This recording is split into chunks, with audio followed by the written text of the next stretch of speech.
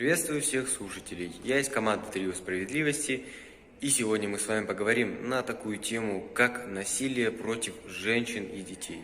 Но для начала давайте мы с вами узнаем, что же такое насилие. Насилие – это применение физической силы к кому-либо. В мире есть множество факторов насилия, но чаще всего оно применяется к женщинам и детям.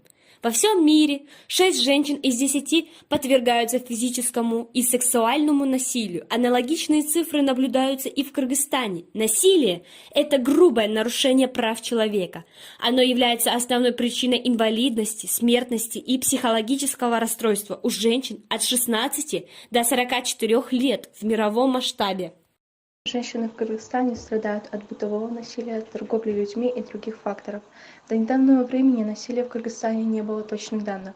Достоверные факты нужны для создания гендерно ориентированной политики. Структура ООН «Женщины» в Кыргызстане играет важную роль в защите прав женщин и детей. Парламент утвердил закон о ожесточении наказания за распространение обычай похищения невест.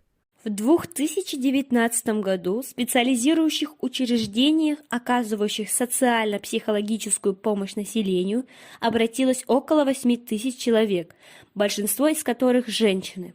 По сравнению с 2015 годом число возросло в 2,5 раза. В 2019 году органами внутренних дел республики было зарегистрировано 7045 поступков, связанных с семейным насилием.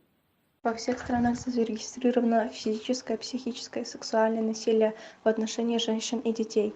Дети, растущие в семьях с насилием, часто страдают психическими заболеваниями. Также они могут прибегать к насилию, так как считают это нормальным решением.